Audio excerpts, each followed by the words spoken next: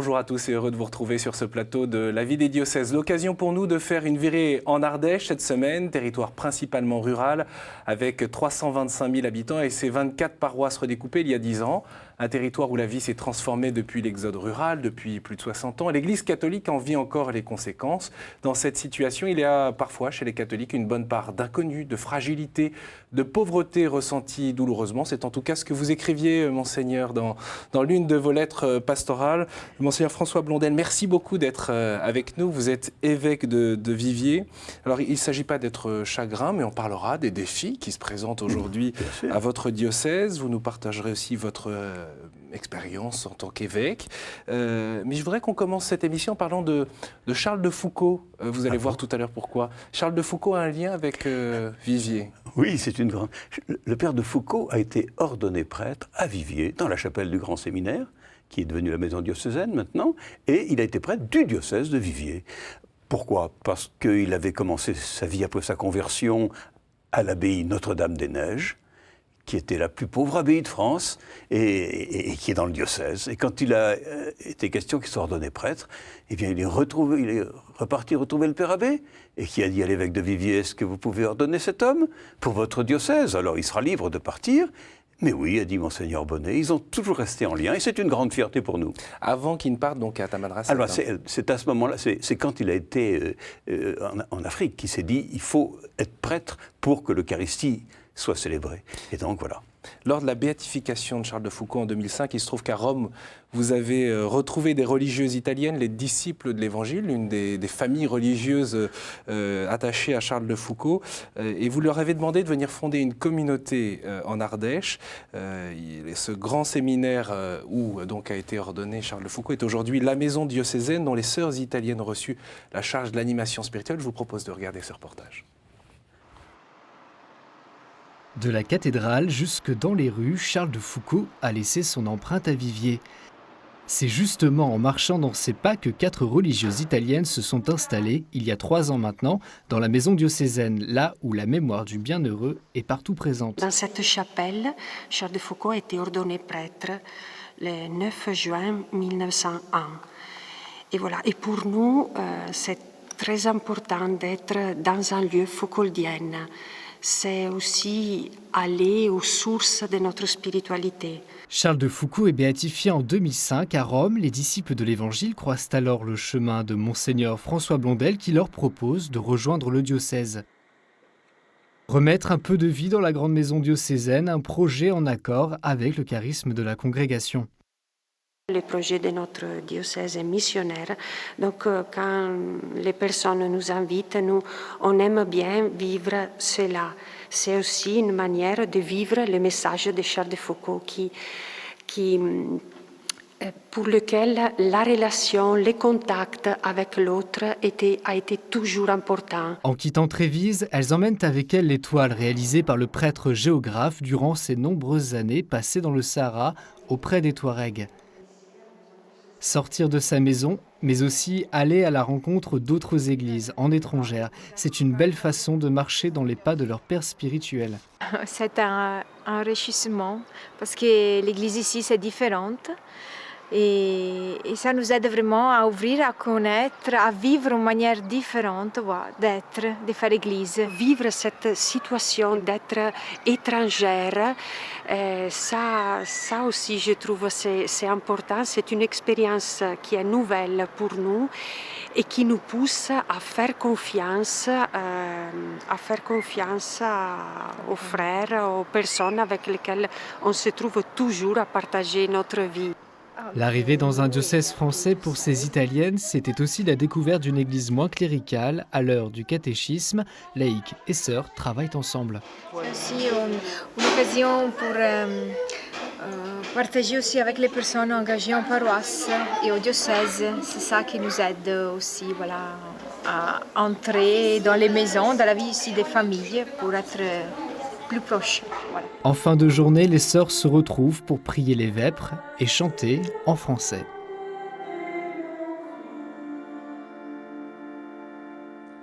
Voilà, les sœurs dans cette maison diocésaine.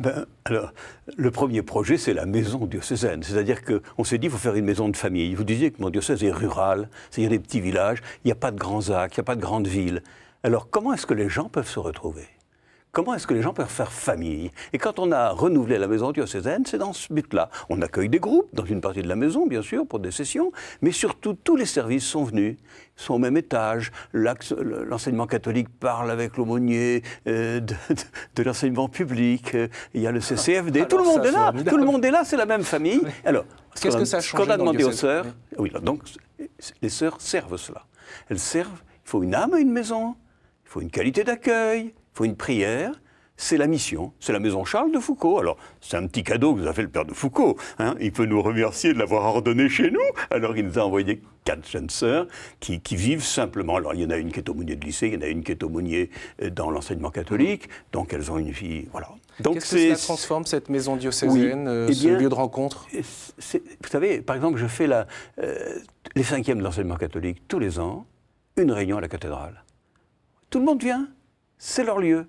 L'appel décisif à la cathédrale, la confirmation d'adultes. Alors les gens, mais non, allez donc dans les paroisses. Pas du tout. Les gens y prennent le sens. Nous sommes une église en mission. Nous sommes le peuple de Dieu en Ardèche. Hein, et ce peuple de Dieu en Ardèche, il a besoin de symboles. Sa maison diocésaine, sa cathédrale et son pauvre évêque aussi est un symbole. Monseigneur, je voudrais vous poser cette question. Il y a quand même un paradoxe de vivre de la spiritualité de Charles de Foucauld dans ces murs imposants du grand séminaire. Oui. Ça vous fait sourire? Oui, peut-être. Alors, bon, premièrement, c'est la question de la vie spirituelle des sœurs. Elles vous ont très bien dit que c'est en mission. Et vous savez, il y a des chez nous, les petites sœurs de Foucauld, chez nous, elles sont dans des HLM. Hein, elles sont dans... Voilà. C'est une manière de dire... Alors ça, c'est quand même aussi très important. Notre Église a besoin de vivre la communion. Si elle veut vivre la mission, il faut qu'elle vive la communion. Et pour servir une mission, il ne s'agit pas simplement d'être installé, éclaté partout. Il faut avoir des lieux. Vous savez, quand ils vont sur les routes, là, il y a le moment où l'Église est sur les routes, il y a le moment où l'Église est dans les maisons. Hein. Et donc les chrétiens, ils ont besoin d'avoir des maisons où ils partagent, des maisons où ils sont accueillis, des maisons où ils fractionnent le pain et où ils peuvent inviter. Et je crois qu'à la maison diocésaine, on peut inviter aussi. Parce que sinon, il y aurait risque de dispersion, d'éparpillement. Dans nos diocèses, vous savez, vous l'avez dit, la situation n'est pas toujours facile. C'était un pays chrétien, c'était un pays qui avait une belle tradition chrétienne, magnifique. Vous parlez au passé? Oui, parce qu'on l'a hérité. On a hérité de Saint Jean-François Régis, on a hérité de tous ces grands saints. Et il y avait des vocations. Hein, bon. Alors, nous, l'adaptation au monde nouveau est difficile. Voilà.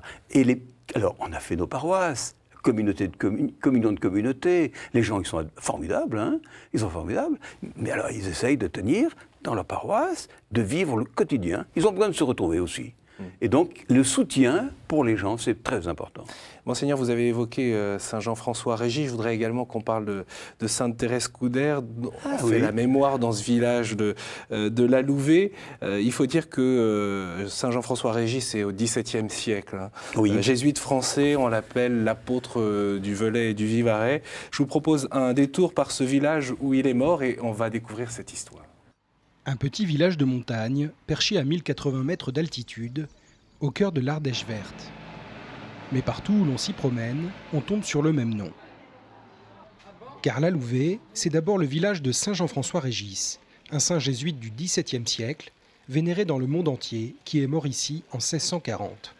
Défenseur des pauvres et prêcheur infatigable, il a sillonné ces montagnes par tous les temps pour fortifier la foi de ses habitants.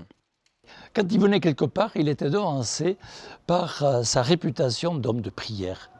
On raconte d'un curé, par exemple, qu'il aurait trouvé un matin d'hiver, où il y avait beaucoup de neige, devant la porte de son église, en train de prier. Il avait passé une bonne partie de la nuit à prier. Mais la grande passion de Saint Jean-François Régis, c'est de faire la paix, entre les personnes, mais aussi entre les hommes et Dieu. Dès avant son sacerdoce, il préparait déjà les gens à se confesser et il les ramenait à des prêtres en leur demandant « Mais voilà, vous trouverez la grâce de la paix en vous-même ou avec les autres ou avec le Seigneur. » C'est d'ailleurs en confessant qu'il mourut ici à la Louvet, à 43 ans, attirant depuis des générations de pèlerins. Mais la Louvet est aussi marquée par l'histoire de Sainte Thérèse Coudert, une sainte du XIXe siècle qui lança les retraites ignatiennes pour dames et dont le corps incorrompu repose ici. Je crois que ces deux saints ont apporté le témoignage d'un amour extraordinaire du Christ. Désirer le Christ, le rechercher, le trouver et puis l'annoncer. L'histoire de Saint Jean-François Régis, de Sainte Thérèse Couder, ça nous dit quelque chose de la sainteté qui s'est vécue là en Ardèche. Hein. Qui se vit toujours, qui se vit toujours. C'est étonnant de voir l'attachement. J'étais le 15 août à la Louvet. 15 août à Louvet, il y avait une messe à 9h du matin ou à 8h30 où il y avait 400 personnes. J'ai dit la messe dans le théâtre de Verdure, il y avait 2000 personnes. Et il y avait une messe après. Bon, les gens sont venus en famille. Et intergénérationnel, avec une espèce de simplicité immonde d'annonay. Alors, si vous voulez, pour moi, Saint Jean-François Régis, la religion populaire, la nécessité de faire pèlerinage. On va à Compostelle, on peut venir à la Louvet, c'est tout simple. Et d'ailleurs, les Ignatiens font leur Morez, vous savez, leur petit Morez, ils le font à la Louvet. Il y avait les jeunes des JMJ. Il y avait les jeunes des JMJ pèlerinage cet été. Donc, pèlerinage. Régis, c'est aussi, si vous voulez, l'année de la foi. C'est aussi la prédication, c'est aussi la force de la foi. Et je vais vous dire une chose qui me frappe beaucoup. Je crois que Régis, à son époque, qui était une époque de mutation terrible, on se relevait des guerres de religion, les campagnes étaient complètement abandonnées. Bon, Régis, à cette époque-là, pour convertir les campagnes, qu'est-ce qu'il fallait? Les gens étaient analphabètes, etc. Il fallait des prêtres, il fallait des sœurs. Bon, voilà. Et donc, on a formé un clergé qui a rassemblé le peuple. Actuellement, notre problème à nous, il faut qu'on reforme des communautés, et c'est ces communautés qui doivent faire jaillir des prêtres nouveaux, d'une manière nouvelle.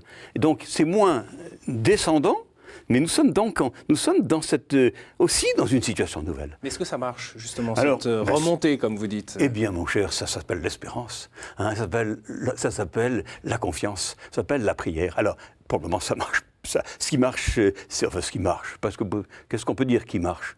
Vous savez, le pape a dit qu'il fallait faire attention à ne pas regarder trop les succès. Moi, je crois qu'il y a des moments qui sont des moments authentiques. Il y a des moments qui sont des beaux moments. Je peux vous en sortir, si vous voulez. Pour l'année de la foi, par exemple, vous savez, on dit, alors il n'y a plus de jeunes. Alors, plus de jeunes ménages. Non, on n'en voit pas beaucoup. Quand on en voit un, on lui dit « Ouh là là, vous êtes là, vous allez faire le catéchisme, vous allez nous sauver ». Alors ils partent en courant, ils ne veulent pas se faire. Eh bien, alors qu'est-ce qu'on a fait? On a proposé de faire des récos, l'évêque, à ceux qui n'étaient pas nés au moment du concile. Ah, donc les moins de 50 ans. C'était un vrai défi, ça, quand même, de dire en Ardèche, rendez-vous. Eh bien, ça a été formidable. Alors, premièrement, voilà. Mais c'était très ennuyeux, parce que tous les gens qui leur disent « Ah bon, bien, on va vous expliquer tout ce qu'on a fait, qu'est-ce qu'on faisait avant », ils ne savent pas. Eh bien, ils ne savent pas. Eh bien, on a eu un partage merveilleux. Je fais trois journées de réco avec ces jeunes. Qu'est-ce qui était merveilleux pour vous? Et pourquoi vous teniez à ce que ça soit vous qui... Parce que l'évêque, il faut aussi qu'il soit le docteur de la foi. Et puis, on a parlé du credo. On a fait le « Je crois en Dieu ». Oh, c'est bien démodé de faire le « Je crois en Dieu ». Voilà. Alors, vous savez, on me fait chanter « Je crois en Dieu qui chante et fait chanter la vie ». Je déteste ça. C'est pas un credo. On a fait la fonction du credo et ils ont parlé. Voilà. Et donc, il y a des moments de beauté. On a fait, vous savez, c'est la réforme des catés. Vous savez, alors comment faire la catéchèse, ça marche aussi. Oui, comment voulez-vous faire une nouvelle évangélisation si on ne fait pas une nouvelle catéchèse? Ah ben, l'autre chose, c'est la même chose. Et donc on a cherché, j'ai bien participé à Lourdes, on a cherché des années l'orientation, on a pris nos orientations, et on les vit de notre mieux. La parole au centre. Cette année, elles ont fait, ces dames sont extraordinaires, elles ont fait une journée qui s'appelait « Le bonheur au oui », c'est les béatitudes. Bon, eh bien, avec des parents, il fallait venir en famille. Voilà. C'était 10 € pour toute la journée en famille. Donc il y a des gens qui sont venus à 5. Ils n'avaient rien d'autre à payer. Il y avait le car, il y avait tout. Ils n'avaient pas 10 €. Et la famille, les catéchistes, les enfants. Ça a été alors il y a eu un bel orage, ça ne fait rien. Mais comme il peut y en avoir dans le coin. Comme il peut y avoir dans le coin. Mais si vous voulez, la joie, la parole de foi des jeunes, la qualité d'échange des parents. La qualité d'échange de ces parents qui ne sont pas forcément à la messe tous les dimanches. Voilà. Eh bien, voilà, Dieu est vivant. Dans votre diocèse, comme l'a décidé la conférence épiscopale, il y a effectivement la réforme de cette catéchèse d'initiation chrétienne, donc proposer la foi à tous les âges. Nous avons recueilli à Annonay le témoignage d'Hélène qui a reçu le baptême il y a peu de temps. Je vous propose de les... C'est les catéchumènes, oui. J'ai eu des amis qui ne sont pas baptisés, on ne parlait pas du tout de ça, j'allais pas du tout à l'église, ou peut-être une fois comme ça, en compagnie d'une dame pendant les vacances, d'une mamie, j'étais petite. Hein.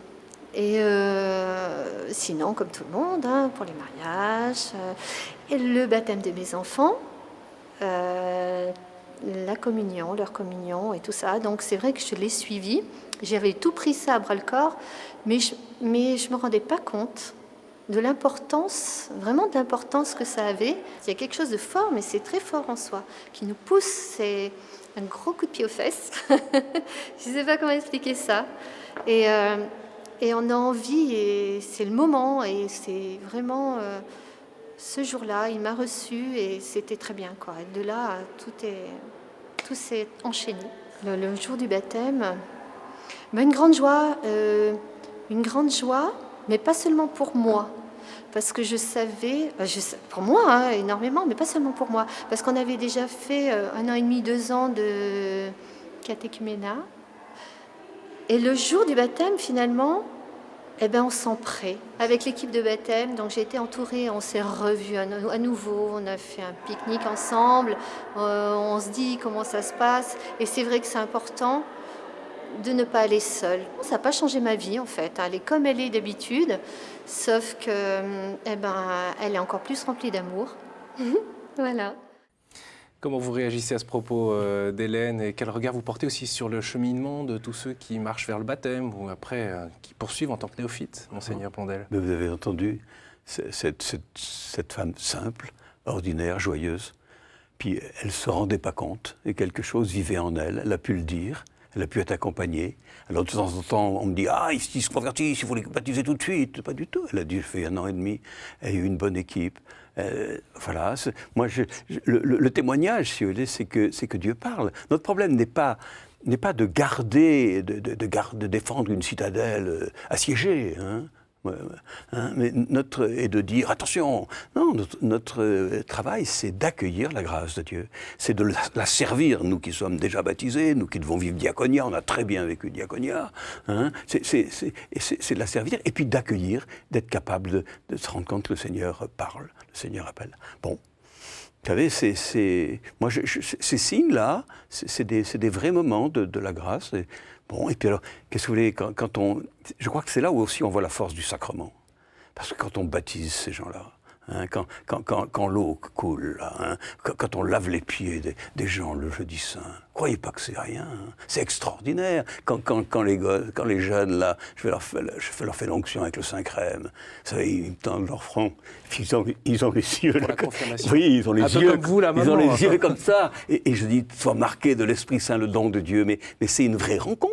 Dieu vient à la rencontre. Alors, c'est ce trésor, il faut qu'on le vive. Alors, on voudrait que ça soit mieux, qu'il y en ait plus, etc. Bon. Non, la vraie question, c'est, Monseigneur l'a dit tout à l'heure, c'est qu'il y a une vraie mutation de la société, mais aussi du coup de l'Église. Alors, voilà. Et certains disent, on ne comprend plus très bien ce qu'il faut faire, comment il faut le faire, on est moins nombreux. Qu'est-ce que vous vivez, vous, en tant qu'évêque? Parce que vous êtes là depuis 99. Alors, je me suis choisi un patron. J'étais chercher un apôtre, mais pas un de très grand, parce que moi je ne suis pas un grand archevêque. J'ai pris Barnabé, Saint Barnabé. Pourquoi j'ai pris Barnabé? Parce qu'on dit que ça se traduit le fils d'encouragement. Ben moi je crois que le ministère épiscopal, c'est d'encourager. Je dis aux gens, voilà, encouragez, c'est-à-dire vous avez du cœur, le Seigneur est dans votre cœur, avancez.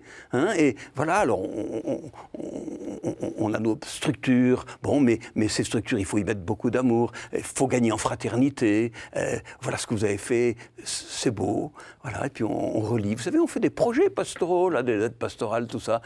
Bon, on en est là. Alors, il ne s'agit pas de se dire, est-ce qu'on fait des grands progrès? Il s'agit de dire, on est vivant. On est vivant, on accueille, on fait confiance. Alors, c'est vrai qu'il y a des défis, les défis des vocations. Est-ce que ces communautés, telles qu'elles vivent maintenant, elles n'ont pas encore intégré ce que c'est que de produire des prêtres? Les communautés de produire des prêtres. Mais bien sûr. C'est un langage inhabituel de dire de produire des prêtres. Ben dites donc, mais c'est bien la foi des familles, c'est bien le type de paroisse qu'on avait, et l'exemple de monsieur le curé, et les gens qui disaient ben, petit, tu peux peut-être, hein, voilà. Bon, on était dans un monde stable.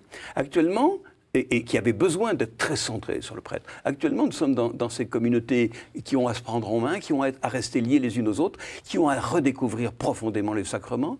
Eh bien, ces communautés, elles ne se sont pas encore demandé très bien comment elles appelaient les prêtres. On arrive. Pourquoi ? Parce qu'elles ne se sont pas posé la question, elles n'ont pas éprouvé le besoin. Parce qu'on pense que c'est toujours le bon Dieu qui va les envoyer comme ça, mais elles oublient que le bon Dieu ne les envoie jamais comme ça complètement. Autrefois, il y avait des gens qui disaient est-ce que tu y as pensé ? Est-ce que si ? Est-ce que là ? Et puis on pouvait lui dire tu vas au petit séminaire. Bon, eh bien maintenant, il faut que ce besoin, ça ne soit pas simplement... Nous avons été des consommateurs. Il fallait qu'on... Vous savez, dès avant Jésus-Christ, la seule messe qui compte, c'est celle de 10h30. Parce que si c'est 9h, c'est beaucoup trop tôt, et si c'est 11h, c'est trop tard. Alors, toutes les messes devraient être à 10h30. Et voilà. Ça vous agace quand on vous dit ça ? Non, parce que je les aime. Et puis parce que... Mais j'essaie d'expliquer que la pauvreté qui est la nôtre doit nous redire où est l'essentiel. De nous bouger un peu et de faire... Moi, je crois qu'on a encore à creuser le désir du prêtre. Et puis, quand même, on a à se demander... Voilà, on a été parfois un peu consommateurs, un peu trop agressifs parfois. Puis les prêtres avaient beaucoup de pouvoir. Hein, agressif. Donc, voilà. Maintenant, ben, vous savez, les gens, maintenant, ils disent on a un curé, ben, il est ce qu'il est, ben, on l'aime bien quand même, parce qu'on a un curé.